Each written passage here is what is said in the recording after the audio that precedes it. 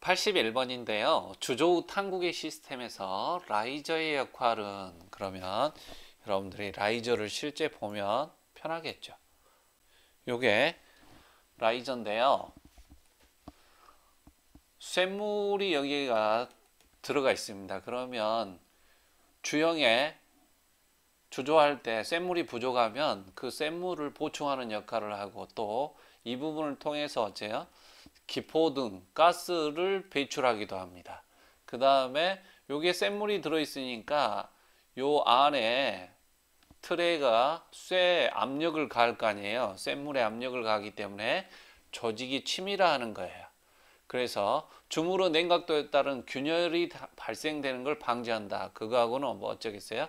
거리가 멀겠죠. 이렇게 정리하시면 됩니다. 82번인데요. 테일러의 공구 수명이 수식이 이렇게 주어져 있잖아요. 절삭 속도 구하라 하면 이게 V가 절삭 속도니까 VT의 n승은 이코로 C니까 V는 어떻게 되겠어요? T의 n승분의 C겠죠. 수식값이 주어져 있으니까 가져다가 어쩌겠어요? 놓고 계산하시면 되겠습니다. 83번인데요. 강관을 길이 방향으로 이음매 용접하는데 가장 적합한 용접은 심용접입니다. 심용접은 어떤 개념이냐면 이렇게 긴 강판이 있으면 이 강판을 이렇게 말면 어떻게 되겠어요? 이렇게 말리겠죠. 이해되시겠습니까? 그러면 어째요? 실제 이 부분이 어째요? 요 두 부분이 말려가지고 말았으니까 이해되셨죠? 그러면 길이 방향으로 쭉 용접해 가야 되잖아요.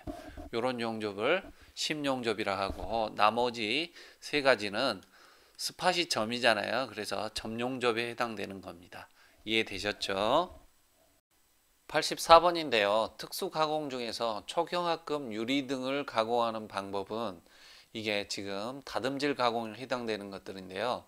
초경합금하고 유리 같은 경우에는 뭐 어떤 심하게 마찰을 하면 전부 기스가 나는 것들이잖아요. 그렇기 때문에 초음파 가공을 합니다. 진동하는 공구를 혼이라고 하는데요. 이 혼과 공작물 사이에 연삭 입자를 갖다가 여기 혼이 있으면 여기 이제 공작물이 있는데 이게 좀 우둘투둘하면 어째 여기에 연삭 입자를 공급하죠. 연삭 입자를 공급을 하면 얘가 진동하니까 어떻겠습니까? 얘를 막 두들기겠죠. 그렇게 해가지고 공작물을 정밀하게 다듬질하는 가공이 바로 초음파 가공입니다. 이해되셨어요? 그래서 여러분들 그 안경점에서도 이 초음파 가공하면 이물질이라든가 렌즈가 붙은 걸 떨어내잖아요. 그런 개념이 바로 초음파의 개념입니다. 85번인데요. 아래 도면과 같은 테이퍼를 가공할 때 심압대 편입 길이를 구하라야겠죠. 여기서 여러분들이 여기 지금 수식을 좀 고쳐주세요. 이게 스몰 l인데 스몰 l이 바로 이 테이퍼진 부분에서의 수평 길이에요. 테이퍼 수평 길이를 뭐라 한다고요? 스몰 l로 해주시고 라지 l은 공작물 전체 길이에요. 그 다음에 라지 D는 뭐겠어요? 요거 가공되기 전이고 테이퍼 진 후, 그러니까 라지 D, 스몰 d 이렇게 놓고 계산하시면 되겠죠. 86번인데요. 두께가 다른 여러 장의 강제 박판. 박판이 얇은 판이잖아요. 그래서 두께가 다른 여러 가지 판이 있는 거죠. 그걸 가지고 부채살 모양으로 모은 것이며 물체 사이에 삽입하여서 뭐를 측정하는 거예요? 틈새를 측정하는 거죠. 물체 사이에 집어넣었으니까 물체와 물체 이렇게 있으면 여기에다가 여러분들 어째요? 요 게이지를 넣었더니 어째요? 딱 맞아요. 그러면 그게 바로 뭐가 되는 거예요? 틈새가 되는 거예요. 그래서 그림으로 한번 보고 여러분들이 요거를 이해하시면 훨씬 편하니까. 자, 요게 틈새 게이지예요. 요게 판마다 두께가 다 달라요. 그러니까 틈새에다 넣어가지고 바로 얼마다 가령 뭐 이게 0.5mm, 0.7mm, 0.8mm, 1mm 뭐 이런 식으로 있다라면 바로 틈새를 측정할 수 있겠죠. 와이어 게이지는 뭐냐면 여기에다가 와이어를 통과하는 게 철사 같은 거 통과시키면 어떻겠어요? 지름을 통과하면 바로 알 수 있겠죠? 이해되셨어요? 그 다음에 판재의 두께도 알 수가 있어요. 이렇게 판재가 있으면 여기에다 이렇게 밀어 넣어 보면 어째요? 쫙 들어가면 판재의 두께가 요거구나 이렇게 측정하실 수가 있는 거고요. 드릴 게이지는 드릴 구멍을 이렇게 측정해 보면 어쩌겠어요? 잘 보이게끔 빨간색으로 할게요. 이렇게 드릴 어째요? 지름을 측정할 수가 있는 거고요. 롤러 게이지는 물체가 가령 이렇게 있다라면 여기 롤러 사이에 이렇게 여기에다 밀어 집어넣는 거예요. 그러면 얘가 들리면서 두께를 측정할 수가 있겠죠. 그래서 큰 물체 같은 경우에는 이렇게 크다라면 거의 여기 끝에 닿을 거면 요거를 눌러 가지고 쭉 얘를 올린 다음에 집어넣어 준 다음에 뭐예요? 요 두께의 H를 측정하겠죠. 이해되셨죠? 87번인데요. 단조 기본 작업 방법에 해당되지 않는 거는 스피닝인데요. 스피닝하고 이런 것들은 업세팅은 제가 그림으로 보여드릴 건데 늘리기하고 굽히기는 쇠를 두드리니까 굽히고 늘리는 거는 기본 사항이겠죠. 자, 한번 봐봅시다. 요게 업세팅이에요. 이걸 쇠를 여기를 내려치면 어쩌겠어요. 얘가 이렇게 퍼지겠죠. 그 다음에 요 쇠를 갖다가 여기 사지없이 내리치면 어떻게 되겠어요? 여기에 퍼져 나가다가 어째 여기에 닿겠죠. 요거를 업세팅 가공이라고 그러고요. 그러니까 쇠를 두들겨 펴니까 이건 뭐겠어요? 단조겠죠. 그 다음에 스틱을 이용한 작업이다. 요거는 이게 바로 스피닝이에요. 요렇게 모양을 가진 다이를 갖다가 놓고 스틱에다가 힘을 가하면 어떻게 되겠어요? 이 모양으로 이렇게 다이 모양으로 구부러지겠죠? 요게 바로 뭐냐면 스피닝이에요. 이해되셨죠? 88번인데요. 88번은 펀칭을 할 때 소요되는 동력은 펀칭이 뭐예요, 여러분들? 이렇게 구멍을 뚫는 작업을 뭐라고 합니까, 여러분들? 네. 강제에 구멍을 이렇게 뚫는 작업을 펀칭이라고 그러잖아요. 그래서 소요 동력은 기계 효율을 줬단 말이에요. 이타 머신의 개념은 내가 넣어줘야 되는 거기 때문에 인풋에 대한 거는 훨씬 더 많이 들어가야 된다고 그랬잖아요. 이해되셨어요? 이론상으로는 이마만큼만 돼도 된다. 이론 동력이 많겠어요? 실제 동력이 많겠어요? 실제 소요 동력이 많겠죠. 이해됐습니까? 그래서 HTH는 뭐에 해당될까요, 여러분들? 지금까지 구했던 동력은 FV잖아요. 그러니까 F는 타우에다가 뭐겠어요? 전달능력이니까 실질적으로 파괴 면적은 뭐가 되겠어요? 파이 D 원주에다가 뭐가 되겠어요? 두께 T만큼 요 면이 파괴되겠죠. 이해되셨습니까? 그래서 타우 A, V 이렇게 하면 V는 당연히 미터 퍼 세크로 집어넣으셔야 되겠죠. 그러면 이론 동력을 계산할 수 있는데 킬로와트니까 뭘로 나눠야 되겠어요? 1000으로 나누면 되겠죠. 이해되셨습니까? 그러면 그 구해진 값을 가지고 HS를 구하라고 했기 때문에 이타 머신 분의 HTH 이렇게 구한 값을 여기다 집어넣으시고 뭘로 나누셔야 될 것 같아요? 0.65로 나누면 값이 소요 동력 값이 나오겠죠. 이해되셨죠? 89번인데요. 89번은 방전 가공에 대해서 물어봤는데요. 방전 가공은 무엇을 사용하는 거예요? 전기를 사용해서 가공을 하는 거죠. 그렇기 때문에 경도가 높은 재료든 뭐 인장 강도가 높은 재료든 아무 상관이 없겠죠. 그런데 가공이 곤란한 재료는 전기가 통하지 않으면 어쩌겠어요? 얘를 가공할 수 있겠어요? 없겠어요? 없다라는 거예요. 그래서 반드시 공작물이 전도체해야 된다, 이런 내용으로 정리하시면 되겠습니다. 90번인데요. 알루미늄을 강의 표면에 침투시켜 내스케일을 증가시키는 금속 침투 방법은 뭐겠어요? 칼로라이징이에요.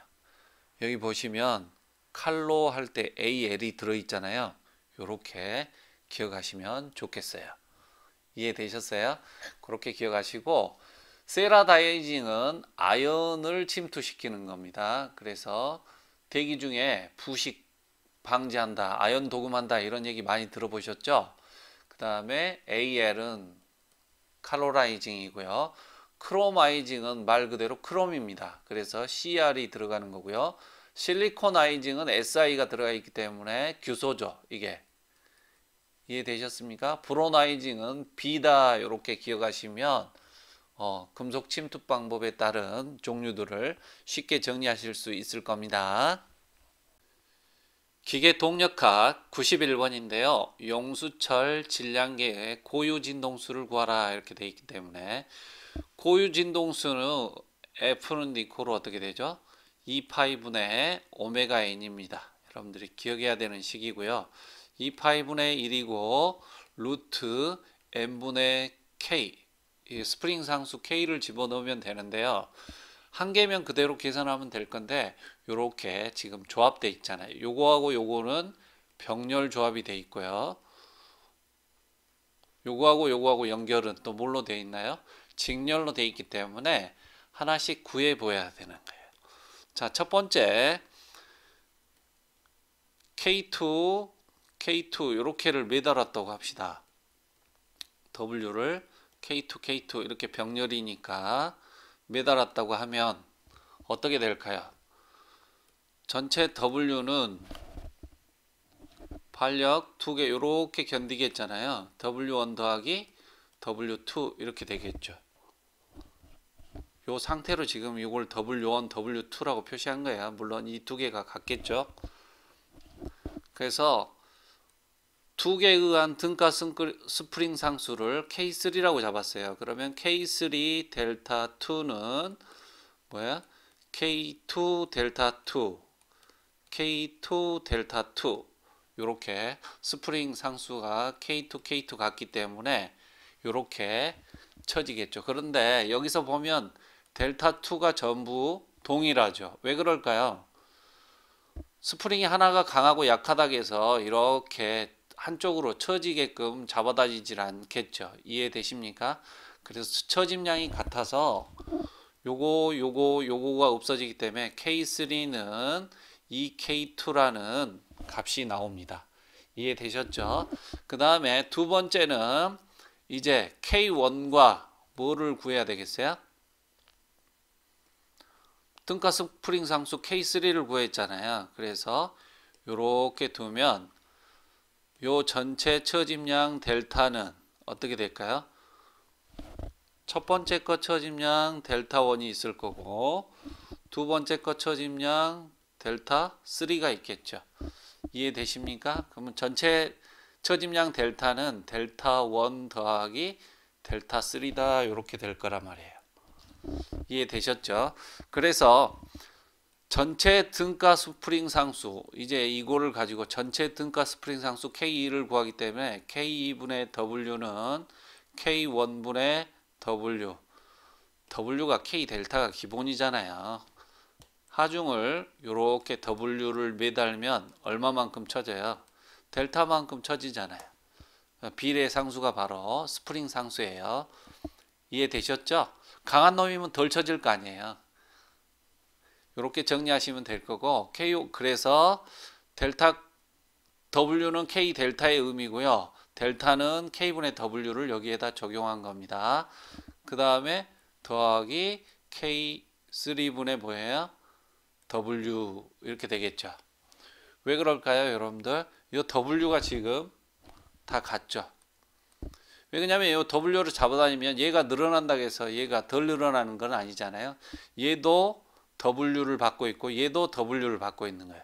각자 하나씩 매달고 있는 거하고 똑같은 겁니다. 그래서 등가 스프링 상수가 K2분의 1은 K1분의 1 더하기 K3분의 1 이렇게 되는 거고요. K3가 바로 이 K2였잖아요. 이해되십니까? 그래서 K1, K2 값을 집어넣고 뭐를 구하시면 되겠어요? K2를 구하신 다음에 그 K2 값을 여기에다가 집어넣으면 뭐가 나오겠어요? 고유 진동수 값이 나온다라는 거예요. 그래서 스프링이 단일 스프링이면 바로 요 스프링 상수 K만 넣고 계산하시면 되는데, 요거는 하나의 병렬에서 K3를 구했고 K3와 K1을 가지고 뭘 구한 거예요, 여러분들? 전체 등가 스프링 상수 K2를 구한 겁니다. 이해되셨죠? 92번인데요. 타격 연습용 투구기가 지상 1.5m 높이에서 수평 방향으로 공을 발사한 다음에 수평거리 16m를 나가다가 땅에 떨어진 거죠. 그러면 이렇게 공을 발사하는 위치가 여기서 여기까지가 몇 메타라는 거예요? 1.5m라는 거죠. 그러면 공을 수평으로 이렇게 발사하기 때문에 V0 X 값이 존재하겠죠. 그래서 V0X는 X축 방향의 속도니까 Vx일 거고요. Y축 방향으로는요. 1.5m 높이에서 가는데 이렇게 계속 날아가겠습니까? 아니죠. 중력 가속도 G가 있잖아요. 그래서 AY는 마이너스 G다, 이 기본 개념을 여러분들이 제일 처음에 이게 쏜 속도잖아요. 그래서 Vx 방향의 속도는 V0X로 쏘았고요. 공을 발사했고요. AY 값은 마이너스 G다라는 거죠. 왜 그래요? 이걸 Y 방향으로 잡았으니까 중력 가속도 G 방향은 아래로 떨어지기 때문에 마이너스 G인 거예요. 그러면 AY는 DT분의 뭐겠어요?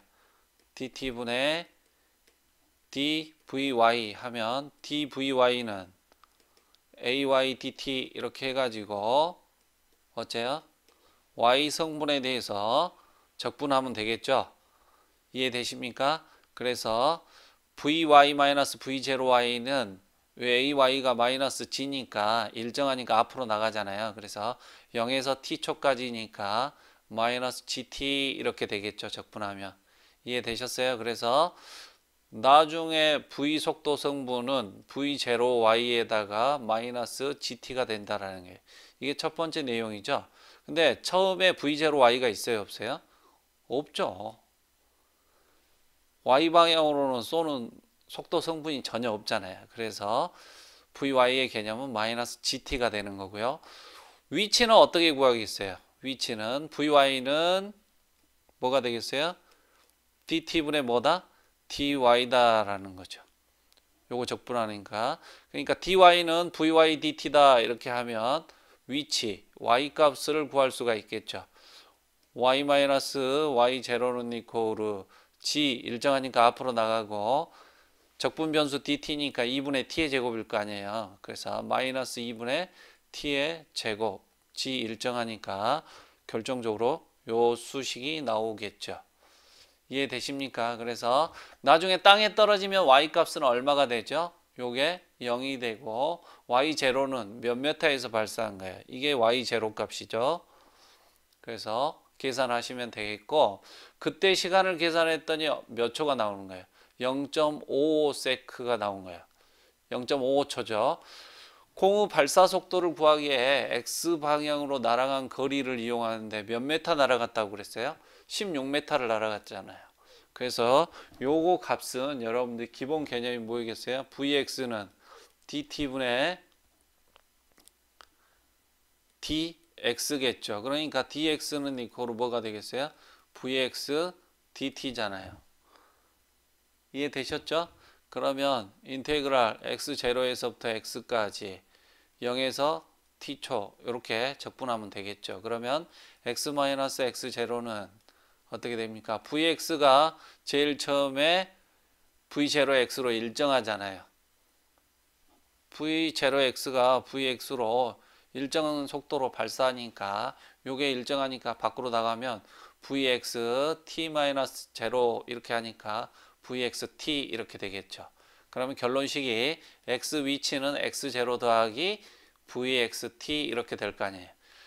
여러분들 이런 식들을 어려워하지 마시고요. 출발선이 여기에 가령 2m, 제가 기준으로 하는 점보다 2m의 위치에 있었다라면 이게 2가 되겠죠. 여기서 만약에 3m/s로 달려간다라면 이 사람이 2초 달렸다 합시다. 그러면 이게 몇 m를 간 거예요? 여기서 여기까지가 6m를 나타내는 식이 바로 뭐냐면 x는 x0 더하기 vx, 그죠?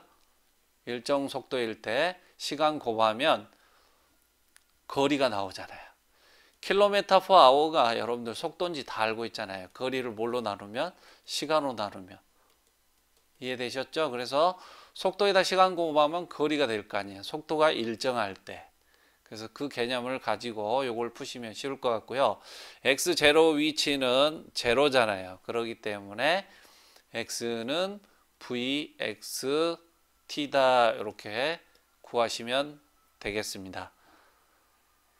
이 동력학 문제들은 굉장히 좀 난해하기도 하고 길기 때문에 여러분들 좀 꼼꼼하게 공부를 하신 다음에 요걸 하셔야만이 편할 겁니다. 93번인데요. 93번은 py가 15t의 제곱으로 시간의 함수로 힘이 주어져 있어요. 이렇게 밀고 또 여기서 이렇게 잡아다니겠죠. 질량을 매달고 있기 때문에. 그러면 만약에 요게 이렇게 AX로 움직인다면 얘도 AX로 똑같은 속도로 움직일 거 아니에요. 그래서 얘가 가지고 있는 MB 질량도 AX로 움직일 거고 이 전체 MA 값 질량도 뭘로 움직이겠어요? AX로 움직이겠죠. 똑같은 속도로 움직인다는 거예요. 뭐가요? 얘하고 얘하고. 이해되셨죠? 그래서 자유물체도를 그리면 무게 MHG, MBG 이렇게 여기에 T 값은 뭐가 걸리는 거예요? 이게 무게가 걸리는 값이죠. 이해되셨어요? 그래서 PY하고 MBG, T 값이 X 방향으로 이렇게 미는 힘일 거고요. 그 다음에 마찰력을 구성하는 내용은 뭐겠어요? 이게 무게죠. 이 W 값, MH가 되겠잖아요. 마찰력은 뭐의 함수예요? 수직력만의 함수인데 얘가 어디로 움직이려고 합니까? 이렇게 움직이려고 하니까 움직이고자 하는 방향과 반대로 FF가 발생하는 거예요. 그래서 자유물체도를 이렇게 그려놓고 해석을 하셔야 돼요. 그러면 the sum of fx는 뭐뭐가 있어요? 얘하고 얘하고 얘가 있겠죠. 그게 세 개 더한 값은 움직이니까 뭐가 되겠어요? MAX다 이렇게 놓고 수식을 쓰셔야 돼요. 그러니까 더하기 PY 마이너스 뭐예요? 뮤 N 더하기 MBG 그 다음에 요거 다 끝났죠. FX 힘이 MA하고 MB가 뭘로 움직이는 겁니까? AX 속도 성분으로 움직인다라는 거예요. 이해되십니까? 그리고 이 수직력 대신에는 뭐 넣어야 되겠어요? MH 무게가 수직력이잖아요. 이해되셨죠? 그래서 요게 뮤 N 값이기 때문에 그대로 넣어가지고 계산하시면 여기서 뭐를 얻을 수가 있어요? X 방향의 가속도를 얻을 수가 있는데 가속도가 뭐의 함수예요 지금? 시간의 함수잖아요.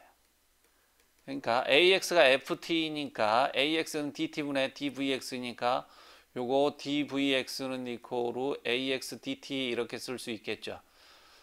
속도를 시간으로 나누면 가속도잖아요, 여러분들. 그래서 여러분들 T분의 V 뭐 이런 개념으로 많이 애우셨는데 그게 아니고 원래 9.8m/s의 제곱이 중력 가속도는 이건 다 알고 있잖아요. 요거는 9.8m/s를 뭘로 나눈 거야?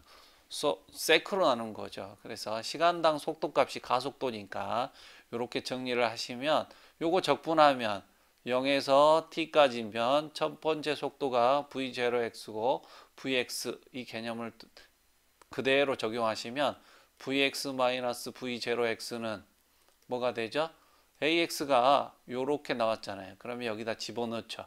0에서 t까지 130분의 15 t의 제곱 dt 됐습니까? 요거는 130분의 15는 그대로 앞으로 나올 거고 3분의 t의 3승 0에서 t까지 이렇게 하니까 요렇게 값이 나오겠죠. 이해되셨어요? 그래서 t초 후에 t초 후인데 t가 몇 초라고 했어요? 5초 후에 속도기 때문에 t값 대신에 5를 집어넣어 놓고 계산하시면 답이 나오겠죠. 이해되셨죠? 94번인데요. x는 a의 2j 오메가 t인 조화운동 가속도 진폭의 크기는 이렇게 물어봤는데 가속도 진폭이니까 요게 지금 변이 x잖아요. 그래서 변이를 갖다가 시간에 대해서 미분하면 뭐가 되겠어요? 속도가 되겠죠. 그러니까 2의 x승 미분하면 원래 자연노급값은 그대로잖아요. 근데 2의 fx승을 갖다가 미분하면 2의 fx승 그대로고요. 여기에 f-x를 다시 곱해주죠. 그러니까 j-오메가니까 j-오메가만 앞으로 나가겠죠. t는 미분하면 1이잖아요. 그러니까 j-오메가 이해되십니까? 상수만 앞으로 집어 나가게 되죠.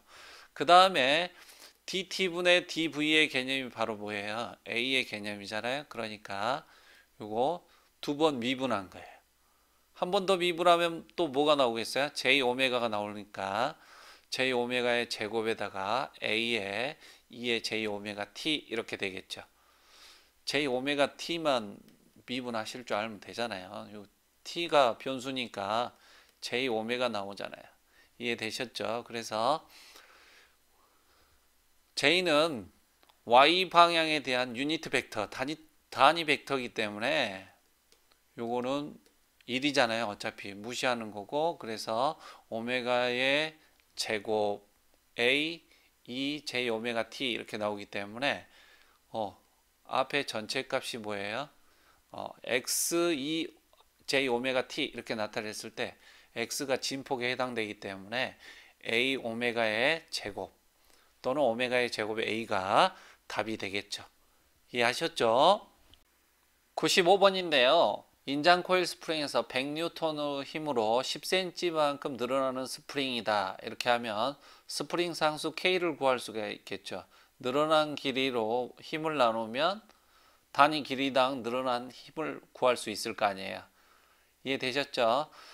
스프링을 평행 상태에서 5cm만큼 늘어나게 하려면 몇 주로 일이 필요한가 이렇게 물어봤어요. 평행 상태에서 이렇게 있는 거를 갖다가 이렇게 잡아다녀 가지고 어째요? 5cm만큼 실제 늘려놓으면 스프링이 이렇게 되겠죠. 늘어나 가지고 그래서 이렇게 돼 있을 거 아니에요. 그러면 흰 곱하기 거리가 뭐예요, 여러분들? 1이잖아요. 그 1 한 것이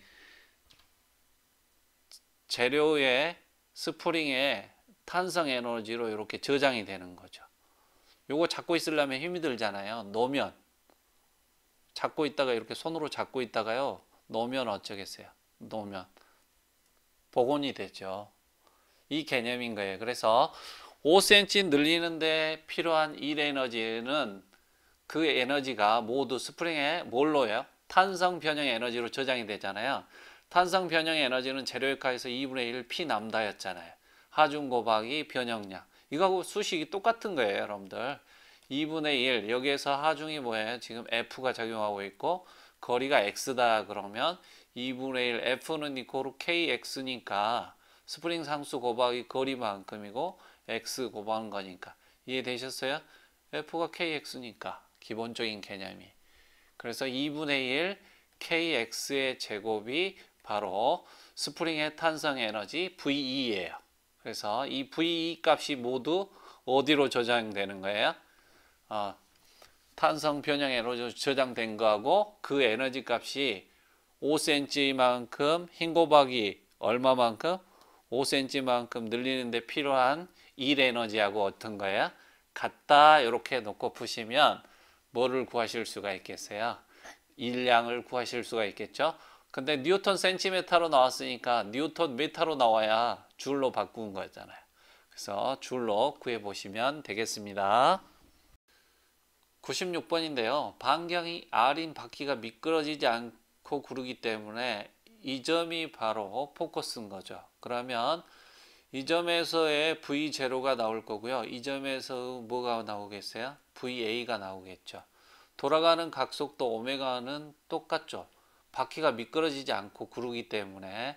그래서 원주 속도는 R 오메가의 개념이니까 여기서 여기까지가 R0 오메가가 되고요. 여기서 여기까지는 이 R0의 오메가가 되겠죠. 그래서 오메가는 같기 때문에 어째요? R0분의 2R0 하니까 몇 배다 이렇게 나오는 거예요. 2배다 이렇게 나오는 겁니다. 이해되셨죠? 97번인데요. 반경이 R인 원을 따라서 각속도하고 각가속도 알파로 회전할 때 법선 방향이다. 이 법선 방향이 어떤 방향인지를 이해하시면 돼요. 이렇게 있으면 요게 AT의 개념이에요. 요 개념이 뭐냐면 접선의 수직인 방향이 법선 방향이에요. 중심을 향하는. 그래서 중심을 향하는 가속도는 구심 가속도잖아요. 그래서 AN은 R분의 V의 제곱이에요. 그래서 V는 원주 속도는 R 오메가니까 R의 제곱 오메가의 제곱 넣으니까 뭐가 나와야 되겠어요? R 하나가 없어지겠죠. R 제곱 오메가의 제곱이니까 R이 하나 없어지니까 R 오메가의 제곱이 답이겠죠. 이해되셨죠? 98번인데요. 질량 관성 모먼트를 줬을 때 운동 에너지를 구하는 식 토크는 2분의 1 JG 오메가의 제곱이에요. JG는 당연히 도심축에 관한 질량 관성 모먼트예요. 문제에서 말하지 않고 주어지면 이렇게 주어지면 그게 바로 도심축에 관한 질량 관성 모먼트예요. 오메가는 뭐겠어요? 60분의 2파이 n 이렇게 회전수를 줬을 때 각속도 계산해 가지고 집어넣어서 계산하시면 되겠죠. 이해되셨죠?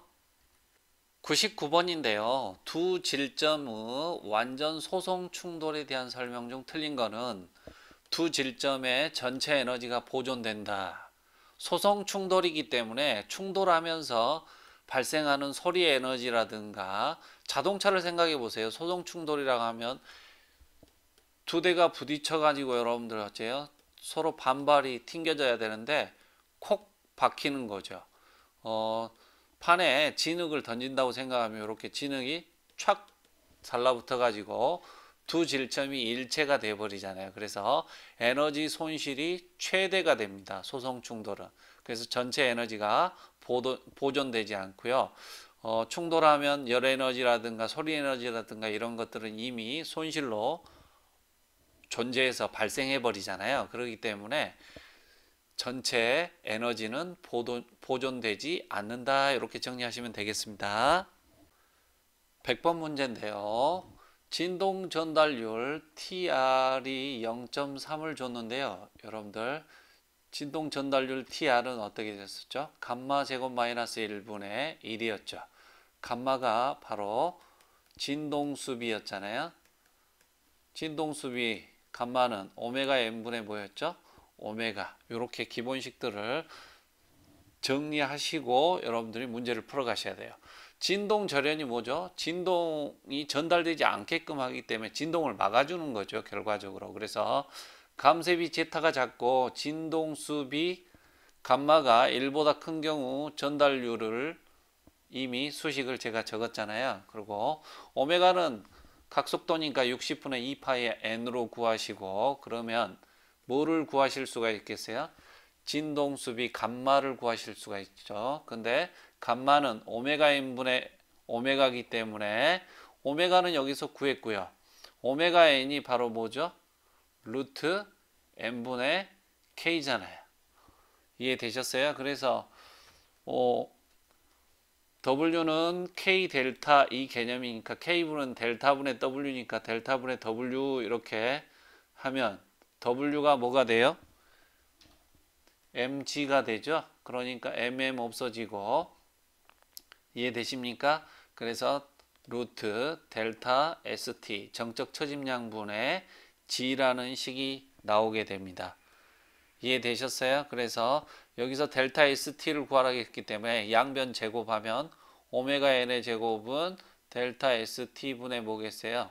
G 이런 개념이니까 결과적으로 델타 ST는 오메가 n의 제곱으로 G를 나눈 값이 되겠죠. 이렇게 해석하시면 됩니다.